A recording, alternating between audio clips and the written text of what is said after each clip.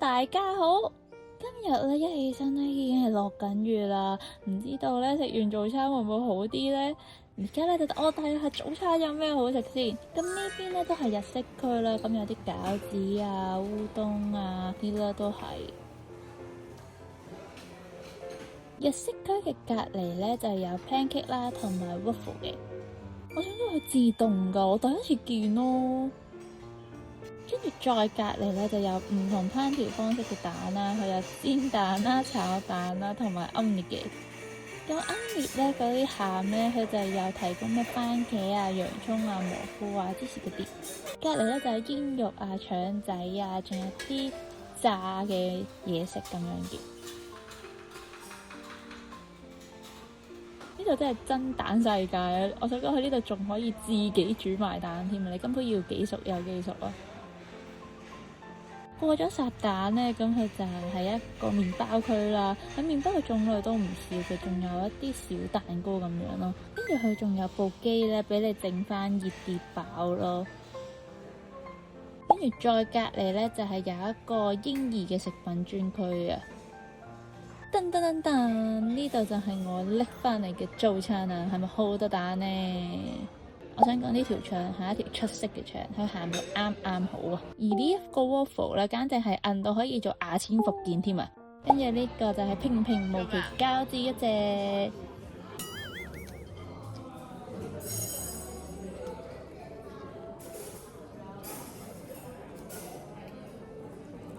嗰個奄列嘅熟度咧就啱啱好啦。咁雖然佢都唔係話啲咩好令人驚豔驚奇嘅嘢食啦，咁不過真係幾好食嘅。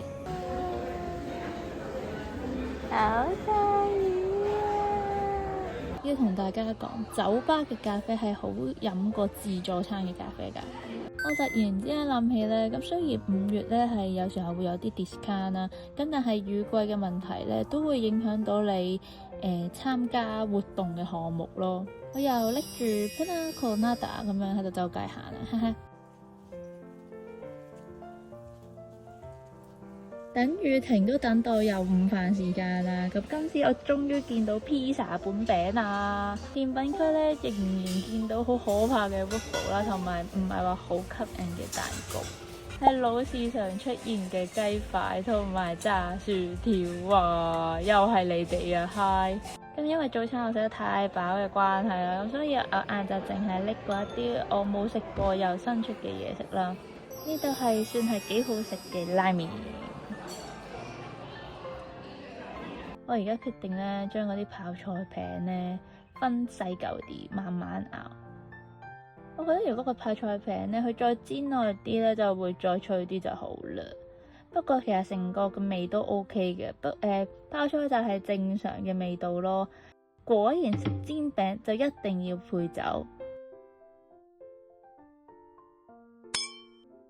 餐啤係最好㗎。咁朋友話難得有一件甜品係正常口味啦，冇錯就係呢個開心果蛋糕啦。自然開心果味咯，唔會話好甜嘅。琴晚就睇咗夜晚嘅沙灘啦，咁依家咧我哋就嚟睇日頭嘅沙灘啦。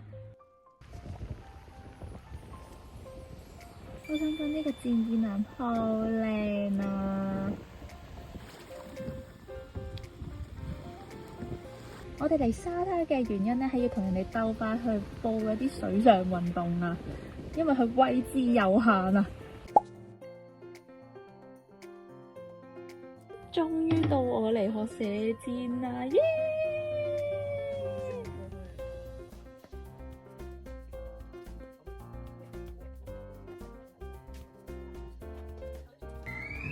我都幾中意拗冰嘅，你哋咧？終於接到後邊第2日嚟嘅朋友啦！咁咧就帶啱啱到嘅 friend 去攞杯 cocktail 先啦。咁我自己都飲翻杯嘢，真係唔知啊！點解我真係一直喺度飲緊酒嘅？我估係因為免費啩。我哋咧就成功 join 到咧傍晚嘅行山行程啊！咁就睇下可唔可以睇到黃昏啦，勁感動咯！竟然參加到第2次嘅活動啊！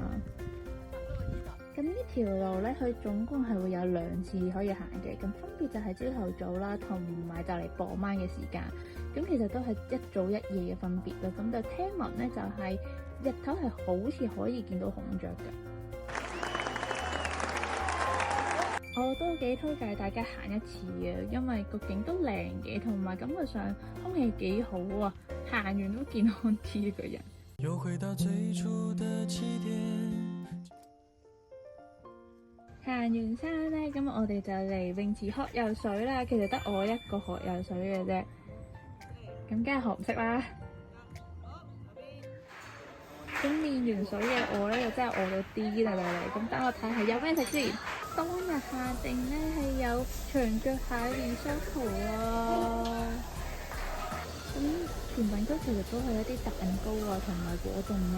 咁佢同之前差唔多嘅，都係4款左右啦。點解又係你㗎？噔噔噔！今晚嘅晚餐咧，我係拎咗烤魚啦、長腳蟹燴飯啦，同埋壽司㗎。咁我哋試下呢個烤魚先。就咁食係冇問題。今日係滑嘅我魚，發生咩事？有幾粒？但係個芒果醬出咗事咯，個好甜，真係好甜嘅芒果醬。咁本身個魚嘅味其實就唔係咁差嘅，咁但係個芒果汁真係太甜啦，佢同條魚一啲都唔夾咯。咁但係魚肉就好嫩嘅，同埋魚皮都燒得幾香嘅。而家你嚟試 risotto 啦。我覺得你攞啊，因為好好食啊。係啊。咁有啲嘢會好食嘅，因為希利翻咗嚟。個蟹肉咧好鮮甜啦，個番茄味又夠晒濃啦，仲有少少羅勒醬嗰種味啊。或者佢肯比咁大兜我 OK，我第一次覺得呢兜嘢可以食得晒。我哋話冇壽司冇刺身，佢今日即刻俾翻壽司同刺身嘅。超滿足啊！今日係零食嚟嘅喎。今晚咧，我哋係有空中飛人表演睇嘅，因為咧佢用2條布啦，已經做咗好多高難度嘅動作咯，超勁喎！呢個嘅臂力黐線，好勁！咁睇完 show 之後咧，我哋就嚟 join 今晚嘅 party 啦。開始派對之前就係要整呢個炸彈酒啦，最後全靠人手啊，因為唔成功啊！又係時候咧，一齊攞杯酒投入呢個 party 啦。其實我飲完都醉翻佢嘅，但係嗰陣時候見到勁多星星咯，好靚喎！早晨，今日一早起身咧就去學咗個初級瑜伽啊！做完瑜伽咧就即刻衝去食早餐啊！早餐嘅選擇咧，其實佢同琴日係差唔多嘅，冇乜分別嘅。呢個咧日式豆腐咧就係我 friend 咧強烈推薦大家一定要食嘅豆腐。不過咧嚟得太晏啦，咁所以得返好少豆腐可以咯。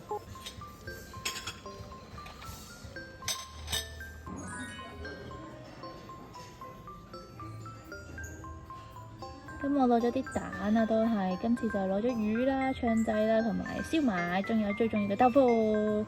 試咗呢個朋友大推薦嘅日本豆腐先，個 friend 真係冇呃我，個豆腐真係好好食，個豆味好濃啦，加埋薑同埋葱咧，佢係令嗰個豆腐味更加出色嘅，好味。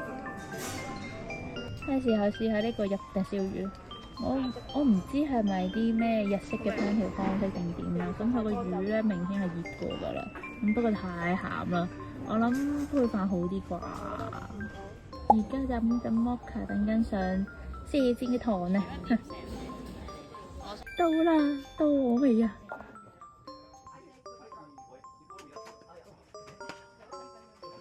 而家你睇完考試啦，今日嘅浮潛咧同出邊係唔同嘅。咁去浮潛之前咧，就需要你進行一個游水嘅 test 啦。過咗呢個 test 之後咧，就可以跟埋教練去浮潛啦。呢度係可鴨子聯盟啊！嗰個就係我啦。我同另外一個 friend 咧，就係就揾咗個最近泳池嘅位睇佢哋考試。而家最後就得返我一個啦。呢個三文治係新嘢嚟㗎。咁入邊就有火腿啦、生菜啦，同埋沙律醬嘅。個三文治都看到幾脆㗎，同埋新鮮出嚟好難唔好食咯。咁佢入邊嘅沙律醬係甜甜地啦，加埋牛油嘅香咧，仲有火腿嘅鹹香正啊！隔咗一陣咧，又到下午茶時間啦。今日呢個下午茶餐點咧，同平時嗰個係唔同嘅。都係典型嗰種冷凍嘅日式小食便當咯。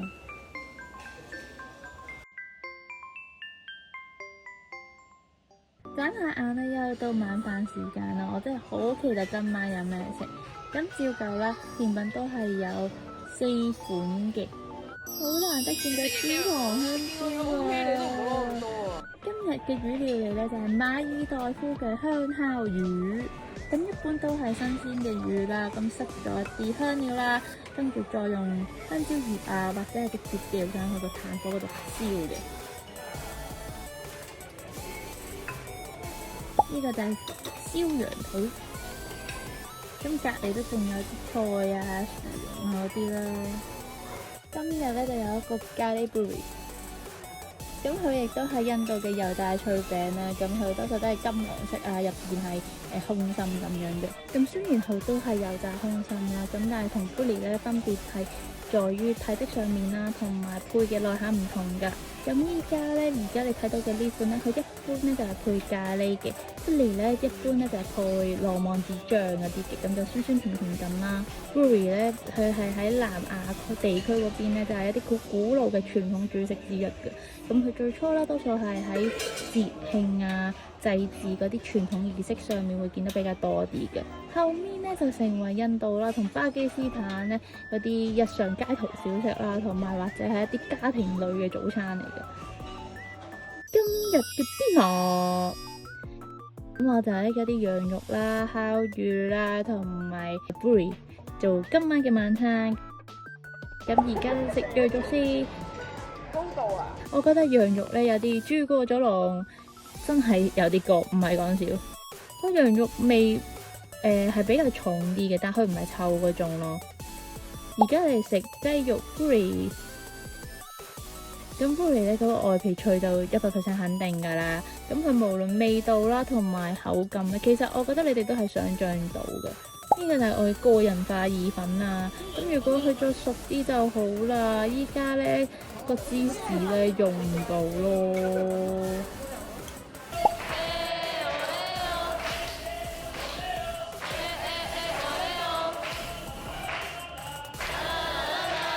雖然咧聽落去就真係唔係幾似生日歌啦。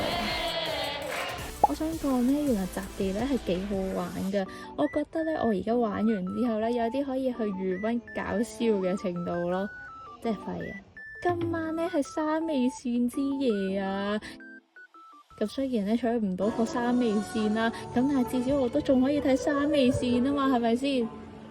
聽完仲想學咯，真係好好聽。網上咧其實仲有其他唔同款嘅沙味線嘅歌㗎，我好推薦大家去聽下，真心。完咗 show 之後咧，就到今晚嘅卡拉 OK 夜啦！一入去仲要冇諗過係有章魚燒食添啊！咁當然係就係平平無奇嘅章魚燒啦。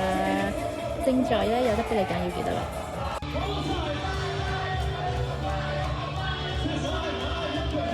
我成功獲得到 menu 冇嘅 cocktail 啊，係 chocolate 嘅 smoothie 啦，加 Baileys。跟住我又再次叫 menu 冇嘅 cocktail 啊！我想講呢，唔係 menu 嘅 cocktail 都好飲。調酒師勁 Q 咯，佢仲要補翻粒咖啡豆啊！今日就到呢度啦，我哋下條片再見啦，記得 like and share，拜拜。